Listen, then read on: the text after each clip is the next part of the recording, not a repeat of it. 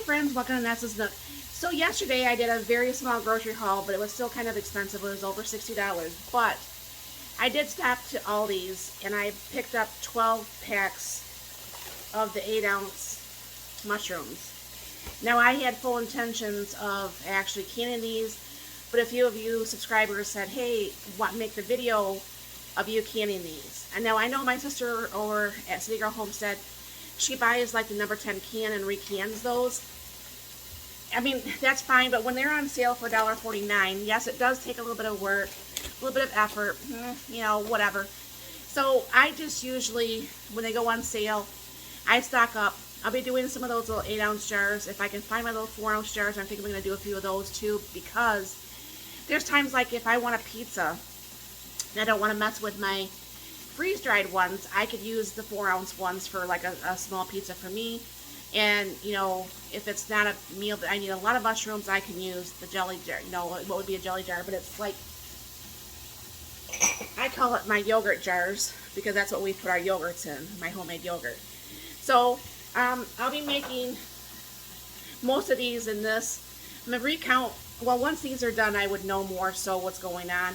But I have water started over here in the sink, if you're wondering what that noise is. And on the stove, I have my steam canner going. No, I'm not going to steam can these, but that is a 16-quart pan. So it's one of my biggest pans I have. So this way I know that it's going to be more than enough room. And what I just do is I dump all these out, and I let this soak in here for a little bit. I wish this around, get these all nice and clean, and then I'm going to go ahead and get these sliced up. I'm going to use my KitchenAid 13-cup food processor to slice these up. And it works pretty good. And then what you need to do is you need to boil these for like 10 minutes before you can them. And then you can them for, I believe it's it's been a couple minutes, but I believe it's 45 minutes in the pressure canner. And yes, I do pressure can the stuff that does need to be pressure canned because you are supposed to. I am a rebel on some things, but I do not water bath things that need to be pressure canned, especially when I have pressure canners to do them, and they don't scare me. So I am going to just use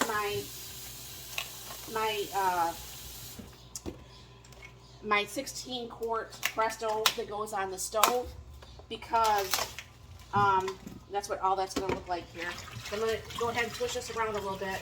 These are going to soak for a few, not very long, and I'm going to start cleaning each one of those, but you don't need to be here for the cleaning cycle.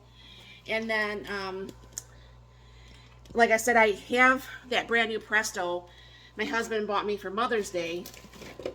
However, I've only done the water bath test, and I don't feel confident enough to make a video of me using that, you know, to show you guys how to can some mushrooms. So I will be using my 16-quart Presto. It's going to work just the same way. I know I could probably even do these in my Instapot Max, and I know a few of you all don't like the idea of an electric pressure canner. I feel safe with it. I do add a little bit more time than is necessary, but I do feel safe with even the Instapot Max. Some people don't, and you know, it's truly up to your own discretion. Your rules, your kitchen. You know, you obviously don't try to kill people whether you're canning anything. So I'm gonna go ahead and let these soak for a few, and then I'll go ahead and get these cleaned. We'll get everything done up and get these mushrooms started. Now this is my 13-cup KitchenAid. This by far has been my favorite food processor to date. This actually comes apart like this, and then you just slip this over. And one thing about the KitchenAids that a lot of them don't have, this has like on the outside here, somewhere on here, this blade is adjustable. So you can actually make thick or thin slices of whatever you're slicing. Here, go ahead and just put that on. And put that like that. Make sure that's in there all the way. And then this is where you thick and thin the slices. Okay, I'm going to go to probably about almost thick. So what's going to happen is I am going to finish washing these off. I got the water out, and I just have to run a little bit more water on there, and we'll get this process started. All right, the mushrooms are all the way washed off now. And so usually, one thing I do like about this KitchenAid, and I've only seen it on QVC, which I'm not a big fan of QVC because they're just, I don't like QVC, but sometimes they have some really good specials. And if you don't have good credit, you can still buy things that you need, and you can use your debit card from your bank, which they still have payment plans. That's the positive thing I like about them. And sometimes they have things that are made specially for them, like this unit. I don't know if it's made especially for them, but they sell it. But it comes with this chopping blade. And that's what I've done a few videos with. I have diced some when I freeze dried my mushrooms, and they look like, excuse my cabinet, they look like that when they're freeze dried. Okay, so I do have some that's actually cubed. I actually do have some mushrooms that are sliced that are freeze dried too. It works either way, you know. But this is going to get a little bit noisy here. I'm not going to run the whole thing because, you know, obviously you're going to see how this goes through, and you don't want to hear the noise, I'm sure. Let me put this down here, and I'll go ahead and turn this on. And this makes very lightweight of the work to get done. That's why I don't mind doing the ones that's fresh and have to can myself.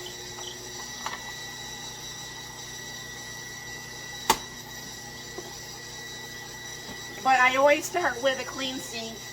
I always, even though I wash my canners when I'm done with them, because I store them, and especially this having food in it, I wanted to make sure that that was clean before I actually boiled my mushrooms in here.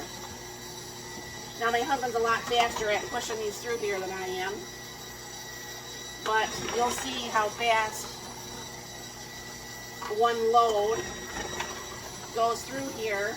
And of course they are all the same shredded size, so that is a major plus for me, because you know how long this would take to do if you were doing this all by hand, by knife.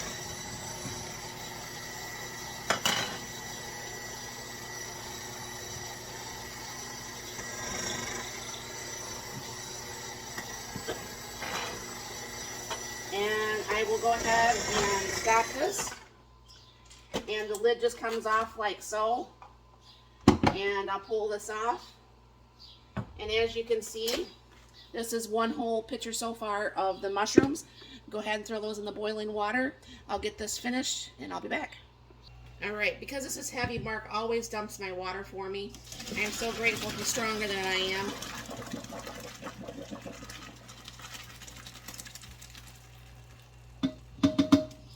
And there might be, is there a few in there? There's a, yep.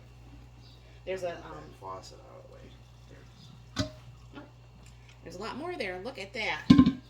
If you want, we can probably just rinse that out and dump those in there. This? Yeah. Just don't burn yourself. Mm-hmm. So anyways, this is how many mushrooms was from those 12 packs, which is not really a lot. But I like to know that I did them myself, so I'm going to get everything around, and I'll be right back. Okay, friends, so these mushrooms are cooled off a little bit more. And so what I'm just going to do is take my little scoop here. And what you're going to want to do is leave like 1 inch headspace. Alright? So what I'm going to do is I'm going to go ahead and get a few of these filled here right with you. And then I'll be back to make it to the next step here. So that's what we're going to do, and I'll be right back. Okay, so I got 16 half pints, which this will do me for quite a while, honestly. And let me pour this into a bowl. It's going to be a little bit easier to get the salt out. I'm just going to put just a little bit of salt because I don't like my canned goods to be too salty. I'm not using canning salt, I'm just using pink Himalayan salt. And then what's going to happen from here is I have, I know you guys hear me talk about it, but over here in this, I know you can't see it right now, but my one spigot is actually a reverse osmosis, just regular drinking water, and the one next to it is the hot water, and then of course that's the actual kitchen spigot. So what I was talking about was this is the regular cold water, this is the boiling hot water, this is the spigot, that's just that's hand soap. So what I'm going to do is fill this up with the water. Now some people reuse their mushroom water. I don't. I mean, I guess you could. I don't think it really matters one way or another. But let me get these filled. Alright, and the next step is to actually debubble these to make sure that once you do move this around that it still stays within that 1-inch head space. And I think it gives it a little thing to get the salt and stuff in there too. So I'm going to go ahead and get these all debubbled and we'll move on. Alright, those are all debubbled. Now the next step I do, and it doesn't matter if it wasn't greasy or anything like that, I always go and clean the rims. And what you're checking for obviously is if you maybe did feel a chip or whatever. This way, you know, you're double checking on this. Because I know one of these yogurt jars do actually have a chip. We just use it for yogurt. And it's fine, but I'm pretty sure I grabbed all of them that wasn't. So this is what I'm going to do here, and then I'll bring you right back. Alright, so the next step is putting the lids on, okay? Now, I do have a coupon code that's going to be down below for the 4 jars. These are the ones I've had left from a couple years ago that I had gotten from the Amish store. Between the 4 jars and the ones from the Amish store, I have had always 100% seal rate. The 4 jars is just amazing. I know some people don't like them, some people do. I love them. Everybody I know that cans with them loves them. So I'm not going to keep you here while I do them all, but what you're going to do is put this on, not like wrench it down, but fingertip tight. And that's going to be ready for the canner. There, all 16 are ready. I'm going to get the canner out. There sits my 16 quart Presto, and I'm going to get the water in there, get the separation bar, and we'll get this on the stove. And for those who have a glass stove, like I do, yes, some people do not feel comfortable canning on it. I do. But the spillover from the mushrooms made a big mess on my stove.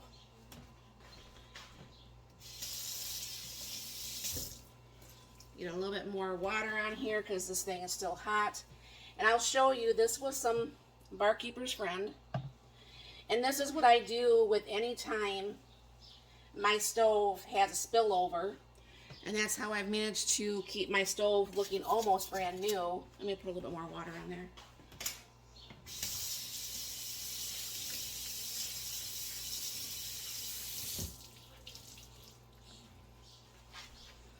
Looking almost brand new for the 5 years that I've had the stove. So, and you just take a razor blade, and I just get these from the dollar store, and you just go around the edge. And I usually try to make sure my stovetop is wet. I would never do this with a dry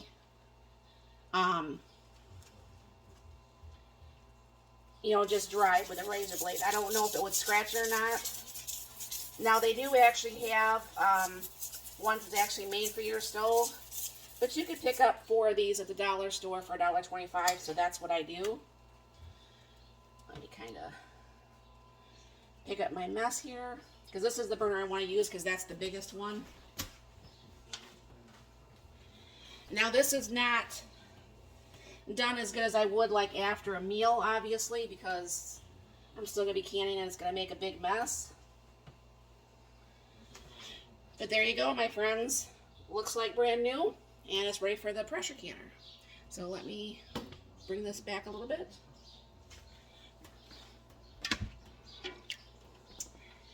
Alright, I'm going to go ahead and turn this on high. And let me bring this up just a little bit. I'm going to go ahead and start bringing these over to put in here.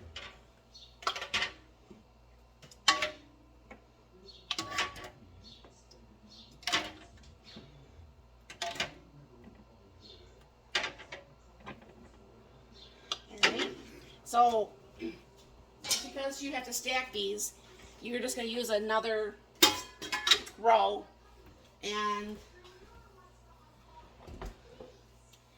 grab the second batch here and go ahead and put these in.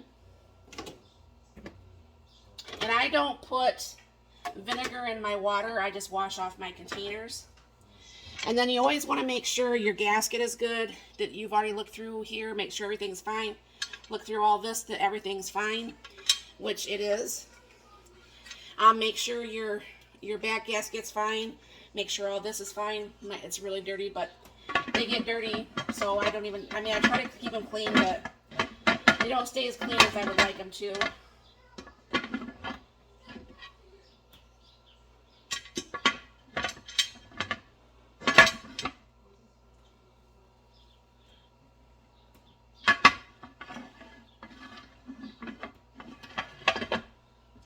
Well, you can tell I've not used this in a minute. Hold on, I don't want to sit there and fight with it. Well, silly me had Mark come out. Usually on this side, I can show you because we just did it, but it does say there's an arrow. I had it on the stove backwards, that's why it wouldn't turn on. So what's going to happen is this is going to heat up. Then I'm going to have to wait for 10 minutes for the steam to come out of here. You know, once it's steaming for 10 minutes. This is going to pop up and everything, and I will show you the next step. Okay, friends, as you can hear, that's been steaming, and that's been steaming for over 10 minutes. So what I'm going to go ahead and do is, you can see the little thing popped up in the back. I'm going to go ahead and put this on, and I'm going to go ahead and, once that starts rattling, I'll go ahead and turn that down to medium, and I'll bring you back when this process is all done. Okay, it's time to take the mushrooms out. So the pin had went down. There's nothing there anymore. You still are going to want to make sure when you open this, you always open this away from you, because there still is quite a bit of steam in there, even though this has been sitting for well over an hour. Alright, so then I have my grabbers here. Oh, my one side of my grabbers are gone. And I'm going to go ahead and pull this out, and this is what the mushrooms are looking like. So let me get all these out, and I'll be right back. Alright, so here's all 16 half pints. All of them have already sealed. That's why I said I usually get 100% seal rate. You will get the same. Check down below and you will see like a 10% on 4 jars you can save. I know these are not 4 jars, but these, once I'm done with these large ones, I will be using the 4 jar large ones. But this makes a lot of money sense. Check out down below. I did a little price thing on this to see if I was really saving money or if I really wasn't saving money. I'm saving a lot of money. So this makes it really nice. There's a shelf stable. I know, other than I didn't grow them myself, I know what's in here, you know, and everything like that, so it's all good. So thank you very much for stopping by. I hope you all have a very blessed and wonderful night.